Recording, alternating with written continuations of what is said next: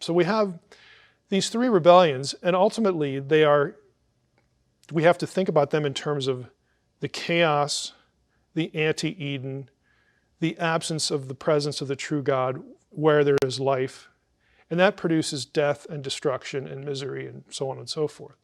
So again, this is the initial Israelite worldview. Now, if you're a Hebrew and you know about the patriarchs, you know about Abraham, and again, God calls him right after the Babel judgment. You know about these other stories. Again, the only hope you have in this life and the next is to be in relationship with the true God, because for some reason, this God who made himself known to Abraham, the God of all gods, the Most High, has chosen to be in relationship with us. Doesn't make any sense. In fact, if we read in Deuteronomy, we read things like God loved Israel because he loved them. Well, that explains a whole lot.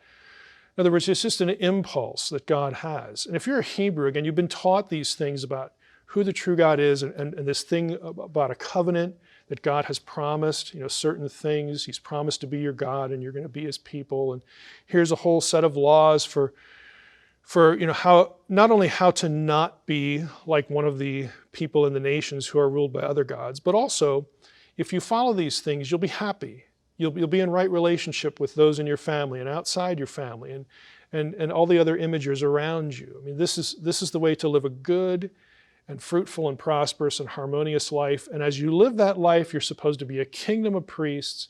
You're supposed to be a holy nation, because the goal is eventually that through you guys, through this nation, the other ones are going to be brought back into the fold. This is, again, if you're a Hebrew, you've heard these stories. You get the rationale. And so, you find yourself in Egypt. You know why you're there. Your ancestors, Jacob and his family went down there. And they were to escape a famine. And when they had opportunity to leave, they didn't. Probably a mistake, because our land was this other land. And, here we go. Why are we still here? We know why we went there, but why didn't we leave? And we find ourselves in a very bad situation. And God has just raised up this guy, Moses. And he's used Moses as an agent of power, signs and wonders, to deliver us from Pharaoh. And the goal is to go to God's mountain. And there is no more Eden now, but God can be found on this mountain, in Sinai. And God is going to renew his relationship with us. We're going to offer sacrifice there. God's going to give us his law. And then it's time for us to go back to the land that God has given us.